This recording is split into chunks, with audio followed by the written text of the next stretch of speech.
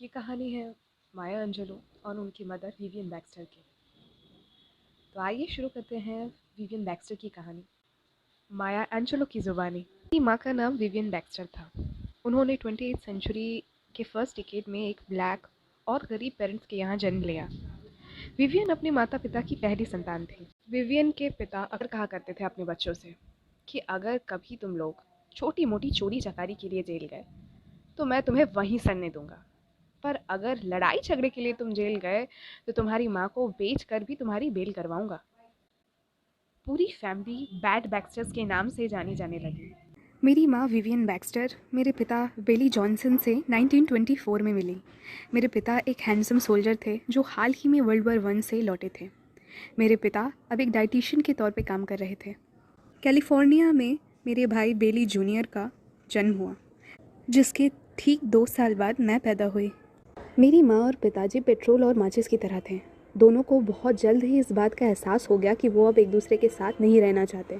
तब बेली 5 साल का था और मैं महज 3 साल की, जब हमें बिना किसी एडल्ट के सुपरविजन के हमारी बाजुओं में आइडेंटिफिकेशन टैग्स चिपका के कैलिफोर्निया से स्टैम्स आर्कांसस के लिए रवाना कर दिया गया। और इस तरह मैं और मेरा भाई हमारी दादी और उनके बेटे अंकल विली के पास रहने चले गए। हम बहुत कम समय के लिए एक बार सेंट लुइस गए थे, और सेंट लुइस ही वो जगह थी जहाँ मेरा रेप हुआ और जहाँ वो रेपिस्ट मारा गया था। उसकी मौत पर मुझे ये लगा था कि उसकी मौत मेरी ही वजह से हुई है, क्योंकि उसका नाम मैंने ही अपनी फैमिली को बताया था। इस गिल्ट के कारण मैंने बेली के अलावा सभी से बात करना बंद कर दिया था।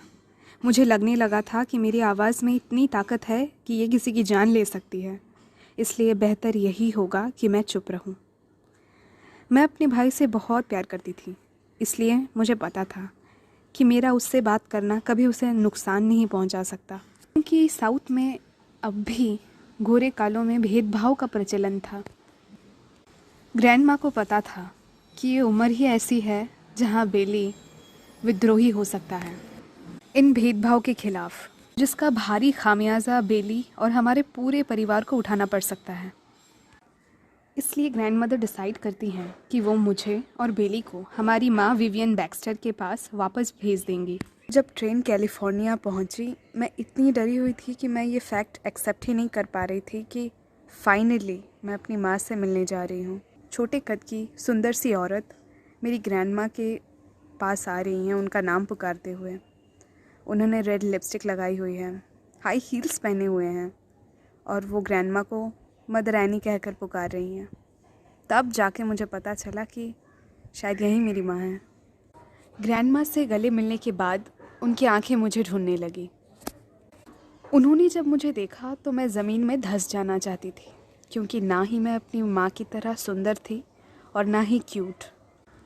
मैं अपनी माँ को देखकर यही सोच रही थी कि ये जो औरत है, जो एक मूवी स्टार की तरह दिख रही है, वो मुझसे कहीं बेहतर दिखने वाली एक बेटी डिज़र्व करती है।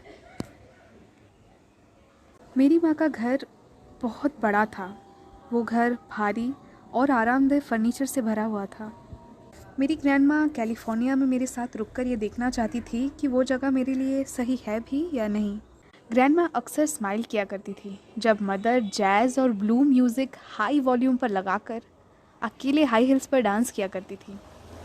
ग्रैंडमा मदर की इस बिहेवियर से यूज्ड टू हो चुकी थी, पर मैं नहीं। मेरी माँ ने 2 वीक्स तक मुझे कुछ भी नहीं कहा, बस मुझे ऑब्ज़र्व करती रही। फिर एक दिन उन्होंने मुझे बिठाया और बोली, माया, तुम मुझे एक्सेप्ट नहीं कर पा रही हो ना, क्योंकि मैं तुम्हारी ग्रैंड माँ की तरह नहीं हूँ। यही बात है ना? खैर, ये बात सच है कि मैं उनकी तरह नहीं हूँ, पर मैं तुम्हारी माँ हूँ। आने वाले सालों में मुझे ये सीखने को मिला कि एक काइंड वर्ड या वोट ऑफ सपोर्ट भी किसी गिफ्ट से कम नहीं होता है। अब मैं अपनी माँ की सराहना करने लगी थी। मुझे अच्छा लगता था उनकी आवाज़ सुनना, उनकी हंसी सुनना। ख़ास करके जब मैंने ये नोटिस किया कि वो यूं ही कभी भी किसी को देखकर मुस्कुराया नहीं करती। कुछ वीक्स के बाद ये क्लियर हो ही गया था कि जब भी मैं उनसे बात करती हूँ तो मैं कभी भी उन्हें किसी नाम से संबोधित नहीं करती। एक दिन उन्होंने मुझे अपने कमरे में बुलवाया। उन्होंने मुझसे कहा, माया, मैं तुम्हारी माँ हूँ। इसके बावजूद कि मैंने तुम्हें सालों तक खुद से दूर रखा। मैं तुम्हारी माँ हूँ और ये सच कोई नहीं बदल सकता। ये बात तुम जानती हो ना? मैंने कहा यस मैम। इस पर उन्होंने कहा तुम मुझे माँ कहकर नहीं पुकारना चाहती, बोलो यही बात है ना? मैं चुप रही। तुम्हें मुझे किसी ना किसी नाम से तो पुकारना ही होगा, हम पूरी ज़िंदगी तो इस तरह नहीं काट सकते। फिर मैंने थोड़ा सोचा और कहा लेडी। क्या लेडी? पर क्यों? क्योंकि आप खूबसूरत हो और आप किसी भी एंगल से किसी की मदर बिल्कुल नहीं लगती। फिर उन्होंने कहा ठीक है, सही समय आने पर मैं अपना ये नया नाम ज़रूर इंट्रोड्यूस करूँगी। बेली ट्रेन से उतरा और उसने सबसे पहले उतरकर मुझे देखा और मुझे देखकर उसके चेहरे पर जो एक बड़ी सी मुस्कान खिल उठी, उसने मुझे मेरी सारी तकलीफ़ें भुला दी जो मुझे कैलिफोर्निया आने से हुई थी। बेली मदर के पास ऐसे खींचा चला जा रहा था जैसे उसे किसी ने हिप्नोटाइज़ कर रखा हो। जैसे ही उसने मदर को देखा वो सब कुछ भूल चुका था। वो सभी वीरान बर्थडेज़, वो सभी डरावनी रातें जो उसने अकेले काटी थी। भले ही बेली सब कुछ भूल चुका था, पर मुझे सब कुछ याद था। चंद त्योहारों के मौक़ों पर मदर हमें खिलौने भेजा करती थी। मैं गुड़िया की आँख निकाल लिया करती थी और बेली वो बड़े बड़े पत्थरों से टॉय ट्रक्स और ट्रेन की चटनी बना दिया करता था। अपने भाई को इतना बदला हुआ पाकर मैंने ग्रैंडमा से कहा मैं आपके साथ वापस जाना चाहती हूँ। इसके रिप्लाई में ग्रैंडमा ने जो मुझसे कहा उसने मुझे हक्का बक्का छोड़ दिया।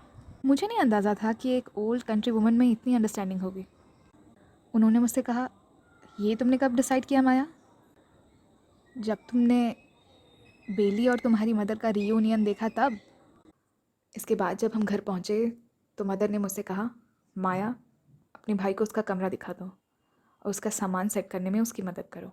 बेली अपने कमरे से बहुत खुश था। वो अपने बेड पर बैठा और मुझसे पूछने लगा क्या बात है, तुम इतनी अनहैप्पी क्यों हो? इस पर मैंने कहा वेल मैं उन्हें पसंद नहीं करती। मुझे समझ नहीं आता उन्होंने हमें खुद से दूर क्यों किया था। अच्छा, तो क्या तुमने उनसे पूछा? तो मैंने कहा ऑफ कोर्स नॉट।